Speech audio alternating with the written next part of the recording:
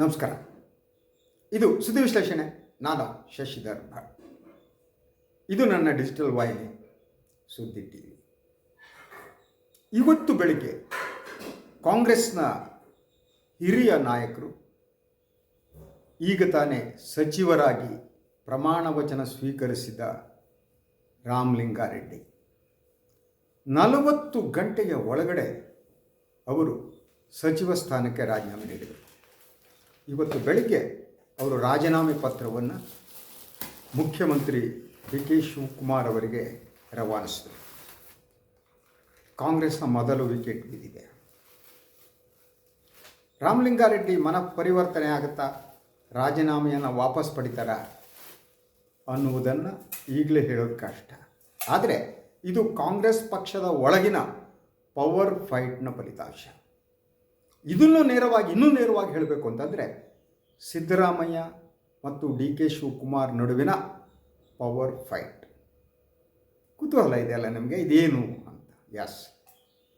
ಇದು ಎಂಥ ಸ್ಥಿತಿಯನ್ನು ನಿರ್ಮಿಸಿದೆ ಅಂತಂದರೆ ಮುಂಬರುವ ದಿನಗಳು ಡಿ ಕೆ ಶಿವಕುಮಾರ್ ಅವರಿಗೆ ಸುಲಭವಾಗಿಲ್ಲ ಅನ್ನೋದರ ಮುನ್ಸೂಚನೆ ಕೂಡ. ಇದು ಆದ ಮೇಲೆ ಪ್ರತಿಕ್ರಿಯೆಗಳು ಬರ್ತವೆ. ಮುಖ್ಯಮಂತ್ರಿ ಡಿ ಕೆ ಶಿವಕುಮಾರ್ ಅವರು ಇದು ಬೆಳಗ್ಗೆ ಪ್ರತಿಕ್ರಿಯೆ ನೀಡಿದರು. ಅವರು ಏನು ಅಂತಂದರೆ, Ramalinga Reddy is my great friend. ಭಾಳ ಕುತೂಹಲಕರವಾದ ಸ್ಟೇಟ್ಮೆಂಟ್ ಇದು.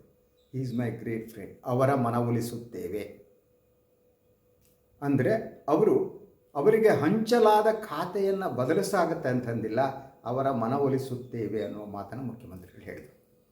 It is quite interesting. Definitely it is quite interesting. So ಇಂಥ ಒಂದು ಸಿಚುವೇಶನ್ ನಿರ್ಮಾಣ ಆಗಬೇಕಾದ್ರೆ ಇದು ಇಬ್ಬರ ನಡುವಿನ ಪವರ್ ಫೈಟ್ ಅನ್ನಲ್ಲ, ಅವ್ರ ಪವರ್ ಫೈಟ್ ಅರ್ಥ ಮಾಡ್ಕೋಬೇಕಾದ್ರೆ ಈ ಅಧಿಕಾರ ಹಂಚಿಕೆಯ ಸಂದರ್ಭವನ್ನು ನೀವು ಅರ್ಥ ಮಾಡ್ಕೋಬೇಕು. ಆಗ ಹೈಕಮಾಂಡ್ ಸಿದ್ದರಾಮಯ್ಯನವರಿಗೆ ಕೊಟ್ಟಂಥ ಭರವಸೆ ಏನು ಆಯಿತು, ಅದಕ್ಕೆ ನಾನು ಇನ್ನೊಂದು ಸಂದರ್ಭ ಹೇಳ್ತೀನಿ. ಅದು ಕ್ವೈಟ್ ಇಂಟ್ರೆಸ್ಟಿಂಗ್ ಸ್ಟೋರಿ. ಅದು ದೆಹಲಿಯಲ್ಲಿ ಏನು ನಡೀತು, ಯಾಕೆ ಅಲ್ಟಿಮೇಟ್ಲಿ ಸಿದ್ದರಾಮಯ್ಯನವರು ರಾಜೀನಾಮೆ ನೀಡಿದ್ರು ಅನ್ನೋದು ಡಿಫ್ರೆಂಟ್ ಸ್ಟೋರಿ. ಆದರೆ ಆ ಸಂದರ್ಭದಲ್ಲಿ ಹೈಕಮಾಂಡ್ ಹೇಳಿದ್ದು ಅಂತಂದರೆ, ಸಿದ್ದರಾಮಯ್ಯನವರಿಗೆ ಕೊಟ್ಟ ಭರವಸೆ, ನೀವು ಹೇಳಿದಂತೆ ಕರ್ನಾಟಕ ನಡೆಯುತ್ತೆ, ಬರೀ ಮುಖ್ಯಮಂತ್ರಿ ಸ್ಥಾನ ಮಾತ್ರ ಬದಲಾಗುತ್ತೆ. ಇದು ಮಾತು. ಅದಾದ ಮೇಲೆ ನಡೆದುಕೊಂಡು ಬಂದದ್ದು ಅದನ್ನೇ. ನಾನು ಈ ಹಿಂದೆ ಒಂದು ಸುದ್ದಿ ವಿಶ್ಲೇಷಣೆ ಮಾಡಿದೆ, ತಾವು ನೋಡ್ಬೋದು. ಈ ಸಚಿವ ಸಂಪುಟ ಏನಿದೆ, ಮುಖ್ಯಮಂತ್ರಿ ಮಾತ್ರ ಡಿ ಕೆ ಶಿವಕುಮಾರ್, ಸಚಿವ ಸಂಪುಟ ಸಿದ್ದರಾಮಯ್ಯನವ್ರದ್ದು ಅನ್ನುವ ವಿಶ್ಲೇಷಣೆಯನ್ನು ನಾನು ಮಾಡಿದ್ದೆ. It is coming true. ಇದು ಸತ್ಯ ಆಗ್ತಾ ಇದೆ. ಯಾಕೆಂತಂದರೆ ಈ ಒಂದು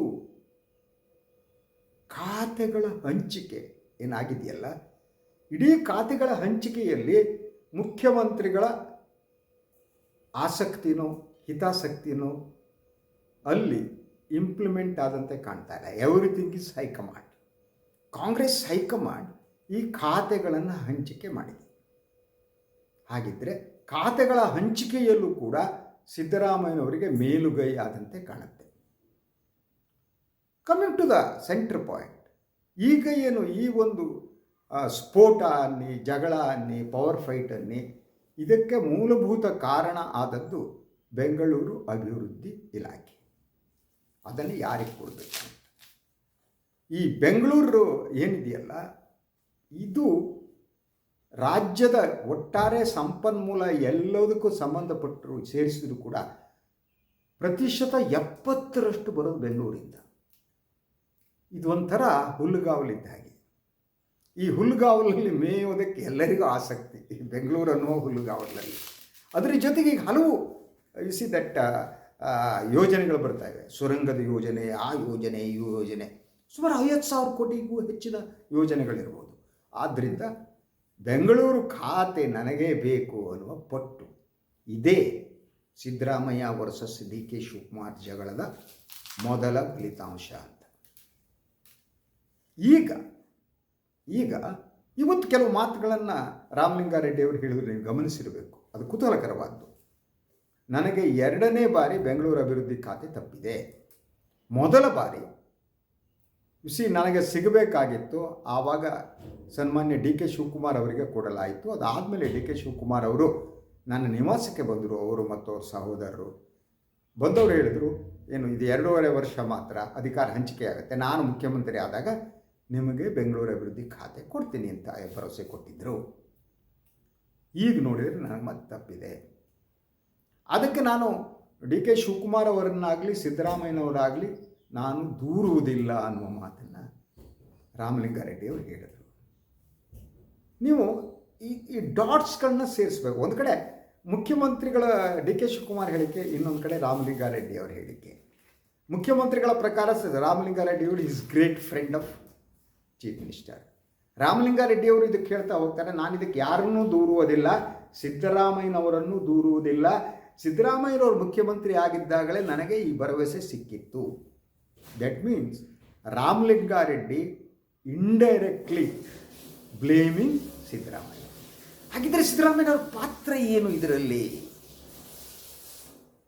ರಾಮಲಿಂಗಾರೆಡ್ಡಿಯವರಿಗೆ ಬೆಂಗಳೂರು ಅಭಿವೃದ್ಧಿ ಖಾತೆ ತಪ್ಪುವುದರಲ್ಲಿ ಸಿದ್ದರಾಮಯ್ಯನವರ ಕೈವಾಡ ಇದೆಯಾ? ಇದನ್ನು ಹೌದು ಅಂತ ಹೇಳುವುದಕ್ಕೆ ಬೇಕಾದಷ್ಟು ಸಾಕ್ಷ್ಯಾಧಾರಗಳಿಲ್ದಿರ್ಬೋದು. ಆದರೆ ಈ ಸರ್ಕಮ್ಸ್ಟೆನ್ಷಿಯಲ್ ಎವಿಡೆನ್ಸ್ ಅಂತ ಇರುತ್ತೆ ಇದರಲ್ಲಿ. ಈ ಸರ್ಕಮ್ಸ್ಟೆನ್ಷಿಯಲ್ ಎವಿಡೆನ್ಸ್ ನೋಡಿದರೆ ಹೀಗಿರ್ಬೋದು ಅಂತ ಅನಿಸುತ್ತೆ. ಸೊ ಈಗ ನೋಡಿದರೆ ಬಹುತೇಕ ಖಾತೆಯ ಹಂಚಿಕೆ ಏನಿದೆ, ಆ ಖಾತೆ ಹಂಚಿಕೆಯನ್ನು ಸಿದ್ದರಾಮಯ್ಯನವರ ಅಪೇಕ್ಷೆಯ ಮೇರೆಗೆ ಕಾಂಗ್ರೆಸ್ ಹೈಕಮಾಂಡ್ ಮಾಡದಂತೆ ಕಾಣುತ್ತೆ, ಒಪ್ಪಿಗೆ ಕೊಡದಂತೆ ಕಾಣುತ್ತೆ. ಇಲ್ಲಿ ಡಿ ಕೆ ಶಿವಕುಮಾರ್ ಅವರ ಪಾತ್ರ ಇಲ್ಲ. ಇದರಿಂದಾಗಿ ಡಿ ಕೆ ಶಿವಕುಮಾರ್ ಅವರಿಗೆ ಬೇಸರ ಆಗಿರಬೇಕು. ಆ ಬೇಸರದ ಕಾರಣದಿಂದ ಈ ರಿಬೆಲ್ ಆಗಿರುವಂತಹ you see that D K Shivakumar ಅವರ best friend, great friend Ramalinga Reddy ಅವರು. ಅಂದರೆ ರಾಮಲಿಂಗಾರೆಡ್ಡಿಯವರು ಈ ಬಂಡಾಯವನ್ನು ಮಾಡುವುದಕ್ಕಿಂತ ಮೊದಲು ಸನ್ಮಾನ್ಯ ಡಿ ಕೆ ಶಿವಕುಮಾರ್ ಜೊತೆ ಮಾತನಾಡಿರ್ಬೋದು ಮತ್ತು ಸಿದ್ದರಾಮಯ್ಯ ಅವರ ಪ್ರಾಧಾನ್ಯತೆಯನ್ನು ಈಗಲೇ ತಡೆಯಬೇಕು ಅನ್ನುವ ಉದ್ದೇಶದಿಂದ ಈ ರಾಜೀನಾಮೆ ಪತ್ರವನ್ನು ಕಳಿಸ್ಕೊಟ್ಟಿರ್ಬೇಕು. ಅಂದರೆ it is very clear sir, it is the fight between D K Shivakumar and Siddaramaiah. ಯಾಕೆಂದರೆ ಬೆಂಗಳೂರು ಅಭಿವೃದ್ಧಿ ಇಲಾಖೆ ಇದೆ ನೋಡಿ, ಇನ್ನು ಯಾವುದೇ ಖಾತೆ ಬೇರೆ, ಬೆಂಗಳೂರು ಅಭಿವೃದ್ಧಿ ಖಾತೆ ಬೇರೆ. ಅದನ್ನು ಡಿ ಕೆ ಶಿವಕುಮಾರ್ ಅವರೇ ಅದನ್ನು ಹ್ಯಾಂಡಲ್ ಮಾಡ್ತಾ ಬಂದಿತ್ತು.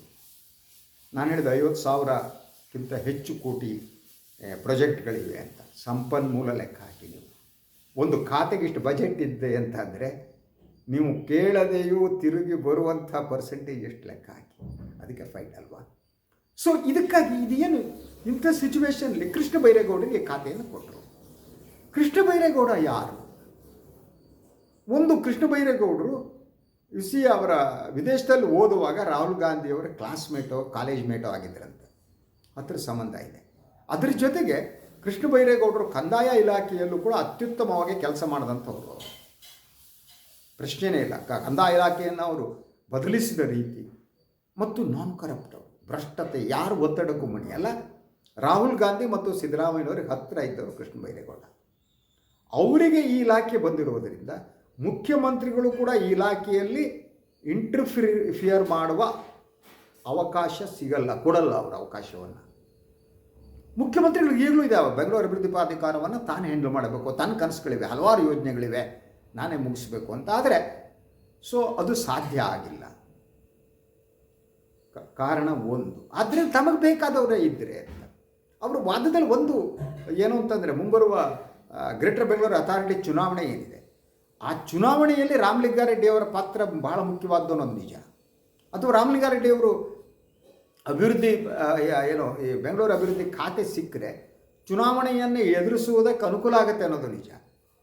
ಆದರೆ ಸಮಸ್ಯೆ ಇರುವುದೇನು ಅಂದರೆ, ಕೃಷ್ಣ ಬೈರೇಗೌಡರು ಚುನಾವಣೆಯ ದೃಷ್ಟಿಯಿಂದ ರಾಮಲಿಂಗಾರೆಡ್ಡಿಯವರಷ್ಟು ಉಪಯೋಗ ಬರಲ್ಲ, ಅದು ನಿಜ. ಆದರೆ ಇಡೀ ಈ ಬೆಳವಣಿಗೆ ಇದೆಯಲ್ಲ, ಈ ಬೆಳವಣಿಗೆಯಲ್ಲಿ ಹೈಕಮಾಂಡ್ ಕೈ ಕಟ್ಟದಾಗೂ ಇದೆ. ಸಿದ್ದರಾಮಯ್ಯನವರಿಗೆ ಅನಿವಾರ್ಯವಾಗಿ ಅವ್ರು ಹೇಳೋದಂಥ ಸ್ಥಿತಿ. ಕೆಲವು ಬಹಳ ಉನ್ನತ ಮೂಲಕದ ಪ್ರಕಾರ, ದೆಹಲಿಯ ಪ್ರಕಾರ ಅವರೇನು ರಾಜೀನಾಮೆ ಕೊಟ್ಟರು, ರಾಜೀನಾಮೆ ಕೊಡುವುದರಲ್ಲಿ ಅವ್ರನ್ನ ಮನವೊಲಿಸುವುದಕ್ಕೆ ಆ ಒಂದು ಜವಾಬ್ದಾರಿಯನ್ನು ಹೊತ್ತುಕೊಂಡವರು ಕೆ ಜೆ ಜಾರ್ಜ್ ಅವರಂತೆ. ಕೆ ಜೆ ಜಾರ್ಜ್ ಅವರ ಮೂಲಕನೇ ಸಿದ್ದರಾಮಯ್ಯನವರು ರಾಜೀನಾಮೆ ಕೊಡಿಸೋದಕ್ಕೆ ಹೈಕಮಾಂಡ್ ಮುಂದಾಯಿತು. ಯಾಕಂದರೆ ಕೆ ಜೆ ಜಾರ್ಜ್ ಅವರಿಗೂ ಸೋನಿಯಾ ಕುಟುಂಬಕ್ಕೂ ರಾಹುಲ್ ಕುಟುಂಬಕ್ಕೂ ಆತ್ಮೀಯವಾದ ಸಂಬಂಧ ಇದೆ ಭಾಳ ವರ್ಷದ್ದು. ಆದ್ದರಿಂದ ರಾಹುಲ್ ಗಾಂಧಿ ಆ್ಯಂಡ್ ಸೋನಿಯಾ ಗಾಂಧಿ ಕರೆದು ಹೇಳಿದ್ರಂತೆ ಜಾರ್ಜ್ ಅವ್ರ ಹತ್ರ, ಇದು ನಿಮ್ಮದೇ ಜವಾಬ್ದಾರಿ, ನೀವು ಸಿದ್ದರಾಮಯ್ಯನವರು ರಾಜೀನಾಮೆ ಕೊಡಬೇಕು. ಸರಿ, ಇದು ಫಸ್ಟ್ ಇದು ಶಾಕಿಂಗ್ ಸುದ್ದಿ ಬಂದ ತಕ್ಷಣ ಸಿದ್ದರಾಮಯ್ಯನವರು 2 ಆಪ್ಷನ್ಗಳ ಬಗ್ಗೆ ಯೋಚನೆ ಮಾಡಿದ್ರು ಅಂತ. ಎಸ್ಪೆಷಲಿ ಒಂದು ತಮ್ಮ ಬೆಂಬಲಿಗರ ಸಹಿ ಸಂಗ್ರಹಣೆ, ಅದು ಸಾಧ್ಯ ಆಗದಿದ್ದರೆ ಸೆಕೆಂಡ್, ಡಿ ಕೆ ಶಿವಕುಮಾರ್ ಬೇಡ, at any cost doctor Parameshwar ಅವರನ್ನೇ ಮುಖ್ಯಮಂತ್ರಿ ಮಾಡಬೇಕು. Plan A and plan B, ಇದು ಎರಡನ್ನೂ ಸಿದ್ದರಾಮಯ್ಯವರು ಸಿದ್ಧಪಡಿಸಿದಂಥ ಸಂದರ್ಭ ಸಿದ್ದರಾಮಯ್ಯ ಮತ್ತು ಅವ್ರ ಬೆಂಬಲಿಗರು, ಇದು ಹೈಯೆಸ್ಟ್ ಮೂಲಗಳ ಪ್ರಕಾರ. ಸೊ ಅದಾದ ತಕ್ಷಣ, ಇದು ಗೊತ್ತಾದ ತಕ್ಷಣ ಹೈಕಮಾಂಡ್ ಮತ್ತೆ ಜಾರ್ಜ್ ಅವ್ರನ್ನ ಕರೆದು ಹೇಳಿದ್ದು, ನೋಡಿ ಇದು ಯಾವುದೇ ಸಾಹಸಕ್ಕೆ ಕೈ ಹಾಕಕ್ಕೆ ಹೋಗಬೇಡಿ, ಆದರೆ ನಾವೊಂದು ಎಶ್ಯೂರೆನ್ಸ್ ಕೊಡ್ತೀವಿ, ಅವರು ಮುಖ್ಯಮಂತ್ರಿ ಸ್ಥಾನವನ್ನು ಬಿಟ್ಟರೆ ಸಾಕು, ಮುಖ್ಯಮಂತ್ರಿ ಡಿ ಕೆ ಶಿವಕುಮಾರ್ ಅವರೇ ಆಗಲಿ, ಅವರಿಗೆ ಕೊಟ್ಟ ಭರವಸೆ ಇದು. ಆದರೆ ಕರ್ನಾಟಕದ ಸರ್ಕಾರ ಮತ್ತು ಇದು ಎಲ್ಲ ಸಂಪೂರ್ಣ ನಿಯಂತ್ರಣವೇನಿದೆ ಅದನ್ನು ಸಿದ್ದರಾಮಯ್ಯನಿಂದ ತಪ್ಪಿಸಲ್ಲ ನಾವು. ಇದನ್ನು ಜಾರ್ಜ್ ಮೂಲಕ ಈ ಸಂದೇಶವನ್ನು ಸಿದ್ದರಾಮಯ್ಯವರು ತಲುಪಿಸಲಾಯಿತು ಅಂತ ಹೇಳಲಾಗ್ತಾ ಇದೆ. ಸೊ ಅದರಿಂದ ನಾವು ಅವರ ಅಧಿಕಾರ ತಪ್ಪಿಸಲ್ಲ. ಕ್ಯಾಬಿನೆಟ್ನಲ್ಲಿ ಅವ್ರು ಹೇಳಿದವರೇ ಇರ್ತಾರೆ, ಕ್ಯಾಬಿನೆಟ್ ಖಾತೆಗಳು ಅವ್ರು ಯಾರ್ಯಾರಿಗೆ ಹೇಳ್ತಾರೋ ಅವರಿಗೆ ಕೊಡ್ತೀವಿ, ಆಯಿತಾ, ಅವರಿಗೆ ಒಂದು ಗೌರವಾನ್ವಿತವಾದ ಸ್ಥಾನವನ್ನು ಕೊಡ್ತೀವಿ. ಆದರೆ he will have to leave chief ministership. ಅದರಂತೆ ಈ ಸಹಿ ಸಂಗ್ರಹಣ ಆಗಲಿ, ಡಾಕ್ಟರ್ ಪರಮೇಶ್ವರ್ ಅವ್ರನ್ನ ಮುಖ್ಯಮಂತ್ರಿ ಮಾಡುವಾಗಲೇ ಅದಕ್ಕೆ ಒತ್ತಡ ಹಾಕ್ಕೊಡೋದು, ಅವ್ರ ಮನವೊಲಿಸಿ ಅಂತ. George is very close to Siddaramaiah, ಬಹಳ ಕಾಲದ. ಹೇಗೆ ಸೋನಿಯಾ ಗಾಂಧಿ ಅವರಿಗೆ ಅವರ ಕುಟುಂಬಕ್ಕೆ ಜಾರ್ಜ್ ಅವರು ಸ್ನೇಹಿತರು, ಹಾಗೆ ಸಿದ್ದರಾಮಯ್ಯನವರಿಗೂ ಬಹಳ ಆತ್ಮೀಯವಾದ ಸ್ನೇಹಿತರು. ಇದಾದ ಮೇಲೆ ದೆಹಲಿಯಲ್ಲಿರುವಂಥ ಜಾರ್ಜ್ ಅವರ ಮನೆಗೆ ಸಿದ್ದರಾಮಯ್ಯ ಹೋಗ್ತಾರೆ. ಆಗ ಜಾರ್ಜ್ ಹೇಳ್ತಾರೆ, ನೋಡಿ ಸರ್, ಈಗ ಬೇರೆ ದಾರಿ ಇಲ್ಲ, ನೀವೀಗ ರಿಸೈನ್ ಮಾಡಲೇಬೇಕು, ಹೈಕಮಾಂಡ್ ಸೂಚನೆ ರಿಸೈನ್ ಮಾಡಿ, ಆದರೆ ಕರ್ನಾಟಕದಲ್ಲಿ ನಿಮ್ಮ ನಿಯಂತ್ರಣವನ್ನು ಹಾಗೆ ಮುಂದುವರಿಸುವ ಭರವಸೆ ಹೈಕಮಾಂಡಿಂದ ಸಿಕ್ಕಿದೆ, ನೀವು ಹೇಳಿದವರು ಸಚಿವರಾಗ್ತಾರೆ, ನೀವು ಯಾವರಿಗೆ ಯಾವ ಖಾತೆ ಬೇಕು ಅಂತ ಹೇಳ್ತಾರೋ ಅದು ಖಾತೆ ಕೊಡ್ತಾರೆ, ಹಾಗೆ ನಿಮ್ಮನ್ನು ಗೌರವಾನ್ವಿತವಾಗಿ ನಡೆಸ್ಕೊತಾರೆ ಅಂತ. ಇದಾದ ಕಾರಣಕ್ಕಾಗಿ ಈ ಖಾತೆಗಳ ಹಂಚಿಕೆಯಲ್ಲಿ ಅಲ್ಟಿಮೇಟಾಗಿ ಕೊನೆಯ ಮಾತೆ ಸಿದ್ದರಾಮಯ್ಯನವ್ರದ್ದಾಗಿತ್ತು. ಸಿದ್ದರಾಮಯ್ಯನವರು ಆ ಖಾತೆಯನ್ನು ಸನ್ಮಾನ್ಯ ಕೃಷ್ಣ ಬೈರೇಗೌಡರ ಅವರಿಗೆ ಕೊಡಿಸುವ ವ್ಯವಸ್ಥೆ ಮಾಡಿದರು. ಇದು ಡಿ ಕೆ ಶಿವಕುಮಾರ್ ಅವ್ರನ್ನ ಕೆರಳಿಸ್ತು, ಅವರ ಆತ್ಮೀಯ ಗೆಳೆಯರಾದಂಥ ರಾಮಲಿಂಗಾರೆಡ್ಡಿ ಅವ್ರನ್ನ ಕೆರಳಿಸ್ತು. ಬೆಂಗಳೂರಂತಹದ್ದು, ರಾಮಲಿಂಗಾರೆಡ್ಡಿಯವರು ಬೆಂಗಳೂರು ಅಭಿವೃದ್ಧಿ ಖಾತೆ ಸಚಿವರಾಗಿದ್ದರೆ ಒಂದು ಹಂತದಲ್ಲಿ ಡಿ ಕೆ ಶಿವಕುಮಾರ್ ಹತ್ರನೇ ಆ ಖಾತೆ ಇದ್ದಂತೆಯೇ, ಇಬ್ಬರ ನಡುವೆ ಅಂಥ ಸಂಬಂಧ ಇದೆ. ಸೊ ಇದು ತಪ್ಪು ಹೋಗಿದೆಯಲ್ಲ, ಇದು it was shocking to chief minister as well as Ramalinga Reddy. ಆದ್ದರಿಂದ ಈಗಲೇ ಒಂದು ಒತ್ತಡವನ್ನು ನಾವು ಹೇರಲೇಬೇಕಾಗಿದೆ. ಈ ಒತ್ತಡವನ್ನು ನಾವು ಈಗ ಹೇರದೇ ಇದ್ದರೆ ಮುಂದೆ ಪರಿಸ್ಥಿತಿ ಕಷ್ಟ ಆಗುತ್ತೆ. ಅದಕ್ಕಿರುವ ದಾರಿ ಅಂತ ಅಂದರೆ ಏನು? ರಾಜೀನಾಮೆ ಕೊಡೋದು.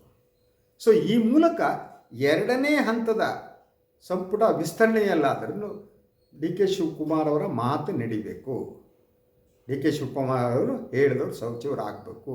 ಅದಿಲ್ಲ ಅಂತಂದರೆ ಮುಖ್ಯಮಂತ್ರಿ ಸ್ಥಾನವನ್ನು ನಾಮಕಾವಸ್ಥೆ ಶಿವಕುಮಾರ್ ಅವರು ನಡೆಸ್ತಾ ಇರ್ತಾರೆ, ಆದರೆ ಇಡೀ ಸಚಿವ ಸಂಪುಟ ಸಿದ್ದರಾಮಯ್ಯನವ್ರದ್ದಾಗುತ್ತೆ, ಅವರದ್ದೇ ನಿಯಂತ್ರಣ ಆಗುತ್ತೆ, ನಮ್ಮ ನಿಯಂತ್ರಣ ತಪ್ಪು ಹೋಗುತ್ತೆ.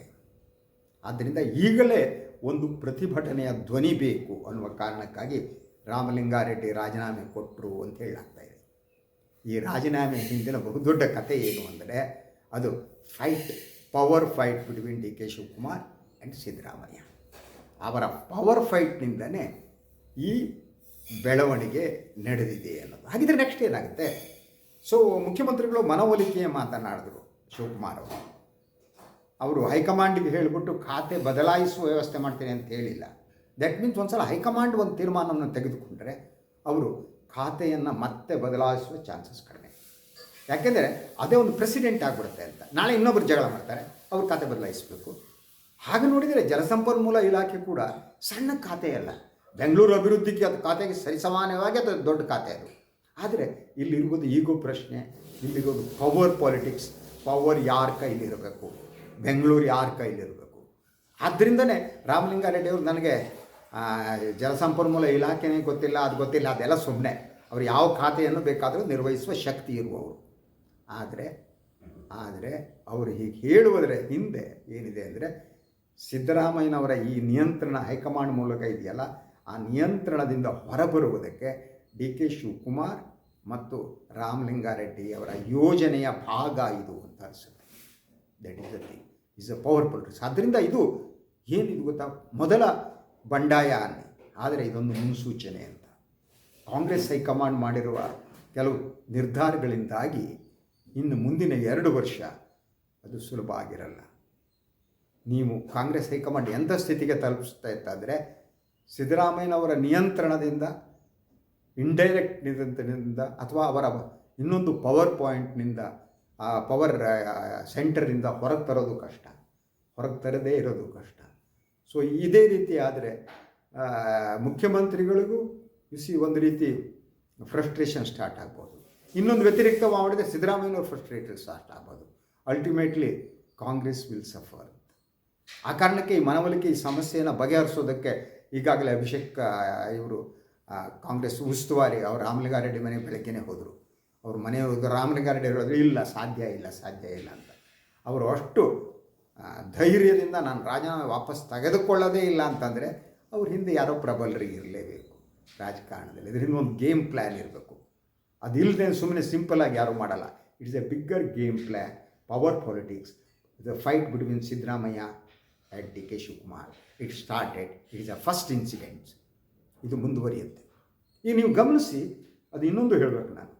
ನಿನ್ನೆ ಮುಖ್ಯಮಂತ್ರಿಗಳು ಅಧಿಕಾರಿಗಳ ಎಲ್ಲ ಸಭೆ ನಡೆಸಿದ್ರು. ಆದರೂ ಕೂಡ ಬಹುತೇಕ ಅಧಿಕಾರಿಗಳನ್ನು ಅವರು ಬದಲಿಸಲಿಲ್ಲ. It shows. ಅದ್ರ ಜೊತೆಗೆ ಸಿದ್ದರಾಮಯ್ಯನವರ ಕಾರ್ಯದರ್ಶಿ ಆಗಿದ್ದಂಥ ಅತೀಕ್ ಅವರೇನಿದ್ದಾರೆ ಅವರನ್ನೇ ಆರ್ಥಿಕ ಸಲಹೆಗಾರರಾಗಿ ಡಿ ಕೆ ಶಿವಕುಮಾರ್ ತಗೊಂಡಿದ್ದಾರೆ. ಅಂದರೆ ಬ್ಯೂರೋಕ್ರೆಟಿಕ್ ಸೆಟಪ್ನಲ್ಲೂ ಕೂಡ ಬಹಳಷ್ಟು ಬದಲಾವಣೆಯ ಆಗುವ ಚಾನ್ಸಸ್ ಕಾಣ್ತಾ ಇಲ್ಲ.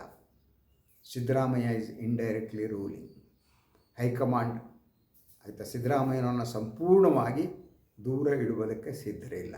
ಆದ್ದರಿಂದ ಡಿ ಕೆ ಶಿವಕುಮಾರ್ ಅವರಿಗೆ ಸ್ವತಂತ್ರವಾಗಿ ಏನಿದೆ ಅಧಿಕಾರ ನಡೆಸೋದು ಕಷ್ಟ. ನಾನು ಈ ಮಾತನ್ನು ಇದು ಮಾಡೋದಕ್ಕೆ ಬೆಳಗ್ಗೆ ನೀವು ಗಮನಿಸಿರ್ಬೋದು, 1-2 ಪ್ರಮುಖ ವಾಹಿನಿಗಳಲ್ಲಿ ಬಂತು. ಆ ಪ್ರಮುಖ ವಾಹಿನಿಗಳಲ್ಲಿ ಬಂದಂತಹ ವಿಶ್ಲೇಷಣೆಯನ್ನು ಗಮನಿಸಿದರೆ ಅದು ಡಿ ಕೆ ಶಿವಕುಮಾರ್ ಅವರ ಕ್ಯಾಂಪಿನ ಮನಸ್ಥಿತಿಯನ್ನು ರೆಪ್ರೆಸೆಂಟ್ ಮಾಡುತ್ತೆ. ಏನು ಗೊತ್ತಾ? ಸೊ 2 ಚಾನಲ್ಗಳಲ್ಲಿ ನಾನು ನೋಡ್ತಾ ಇದ್ದೆ. ಅವರು ಭಾಳ ಸ್ಪಷ್ಟವಾಗಿ ಹೇಳಿದ್ದೇನು ಅಂದರೆ, ಇದರಲ್ಲಿ ಮುಖ್ಯಮಂತ್ರಿಗಳ ಇಡೀ ಸಚಿವ ಸಂಪುಟ ಖಾತೆ ಹಂಚಿಕೆಯಲ್ಲಿ ಮುಖ್ಯಮಂತ್ರಿಗಳ ಪಾತ್ರ ಇಲ್ಲ. ಈ ಒಂದು ಅಧಿಕಾರ ಮುಖ್ಯಮಂತ್ರಿಗಳಿಗಿದ್ದರೆ ಈ ಸಮಸ್ಯೆ ಬರ್ತಿರಲಿಲ್ಲ ಅನ್ನುವ ಮೂಲಕ ಈ ವಾಹಿನಿಗಳು ಡಿ ಕೆ ಶಿವಕುಮಾರ್ ಅವರ ಮನಸ್ಥಿತಿಯನ್ನು ತಮ್ಮ ಚಾನಲ್ ಮನಸ್ಥಿತಿಯಾಗಿ ರಿಪ್ರೆಸೆಂಟ್ ಮಾಡಿದೆ. That it self shows. ಈ ಬೆಳವಣಿಗೆಯ ಸಂದರ್ಭದಲ್ಲಿ ಸನ್ಮಾನ್ಯ ಮುಖ್ಯಮಂತ್ರಿಗಳೇ ಫ್ರಸ್ಟ್ರೇಟ್ ಆಗಿದ್ದಾರೆ, ತಮಗೆ ಸಂಪೂರ್ಣ ಅಧಿಕಾರ ಇಲ್ಲ ಅನ್ನುವ ಕಾರಣಕ್ಕಾಗಿ. ಅದಕ್ಕೇ ನಿನ್ನೆ ಯಾವಾಗ ರಾಮಲಿಂಗಾರೆಡ್ಡಿ ಅವರ ಪ್ರತಿಭಟನೆ ಆಯಿತೋ, ಸನ್ಮಾನ್ಯ ಮುಖ್ಯಮಂತ್ರಿಗಳು ಫಸ್ಟ್ ಓಡಿದ್ದು ಕಾವೇರಿಗೆ, ಸಿದ್ದರಾಮಯ್ಯನವರು ನೋಡೋದಕ್ಕೆ, ಬಗೆಹರಿಸಿ ಸಾರ್ ಅಂತ ಹೇಳೋದಕ್ಕೆ. ಸಿದ್ದರಾಮಯ್ಯನವರು ಏನು ಹೇಳಿದ್ರೋ ಗೊತ್ತಿಲ್ಲ, ಆ ಮಾಹಿತಿ ಹೊರಗೆ ಬಂದಿಲ್ಲ. ಆದರೆ ಈ ತೀರ್ಮಾನವನ್ನು ಬದಲಿಸೋಕೆ ಸಾಧ್ಯ ಆಗಿಲ್ಲ ಅನ್ನುವ ಕಾರಣಕ್ಕೆ ರಾಮಲಿಂಗಾರೆಡ್ಡಿಯವರು ರಾಜೀನಾಮೆ ಕೊಟ್ಟಿದ್ದು. ಇನ್ನು ಅವ್ರನ್ನ ಮನವೊಲಿಸೋದು ಹೇಗೆ ಅಂದರೆ, ಡಿ ಕೆ ಶಿವಕುಮಾರ್ ಅವರಿದೆ ಈಗ ಜಲಸಂಪನ್ಮೂಲ ಖಾತೆಯನ್ನೇ ಒಪ್ಕೊಳ್ಬೇಕಪ್ಪ, ಬೇರೆ ದಾರಿ ಇಲ್ಲ ಅಂತ ಹೇಳಬೇಕಾದ ಸ್ಥಿತಿ ಅವ್ರ ಮೇಲಿದೆ. ಆದರೆ ಅದೇ ಸ್ಥಿತಿ ಮುಂದುವರೆದರೆ ಈಗ ಹೇಗೆಂದರೆ ರಾಮಲಿಂಗಾರೆಡ್ಡಿಯವರು ಕೊಟ್ಟರು ರಾಜೀನಾಮೆ ವಾಪಸ್ ತಗೊಂಡ್ರು ಕಷ್ಟ, ವಾಪಸ್ ಕಳೆದಿದ್ದು ಕಷ್ಟ. ಅವರು ವಾಪಸ್ ತಗೊಬಿಟ್ರೆ ಮತ್ತದು ಸಿದ್ದರಾಮಯ್ಯನವರ ಜಯ ಆಗುತ್ತೆ. ವಾಪಸ್ ತೆಗೆದುಕೊಳ್ಳದಿದ್ದರೆ ಇಡೀ ಆ ಸ್ಥಿತಿ ಇದೆಯಲ್ಲ, ಅದರ ಪರಿಣಾಮವನ್ನು ಡಿ ಕೆ ಶಿವಕುಮಾರ್ ಎದುರಿಸಬೇಕಾಗತ್ತೆ ಅಲ್ವಾ. It is a serious thing. ನಾವು ಈ ಒಂದು ಬಂಡಾಯ ಏನು ಸ್ಟಾರ್ಟ್ ಆಗಿದೆ, ಇದು ಮೊದಲ ಬಂಡಾಯ. ಇನ್ನು ಮುಂಬರುವ 2 ವರ್ಷಗಳಲ್ಲಿ ಈ power fight Siddaramaiah versus D K Shivakumar ಎಲ್ಲಿಗೆ ಹೋಗುತ್ತೋ ಗೊತ್ತಿಲ್ಲ. Let us wait and see. ಇದು ಇವತ್ತಿನ ಸುದ್ದಿ ವಿಶ್ಲೇಷಣೆ. ಇನ್ನೊಂದು ವಿಚಾರದಾಗ ಮತ್ತೆ ಬರ್ತೀನಿ. ನಾನು ಲೈಕ್ ಮಾಡಿ, ಸಬ್ಸ್ಕ್ರೈಬ್ ಮಾಡಿ, ಬೆಲ್ ಐಕಾನ್ ಪ್ರೆಸ್ ಮಾಡೋದಕ್ಕೆ ಮರಿಬೇಡಿ. ಹಾಗೆಯೇ ಸಾಧ್ಯ ಆದರೆ ಸಹಾಯ ಮಾಡಿ ಸ್ವತಂತ್ರ ಪತ್ರಿಕೋದ್ಯಮವನ್ನು ಉಳಿಸಿ ನನ್ನನ್ನು ಆಶೀರ್ವದಿಸಿ. ನಮಸ್ಕಾರ.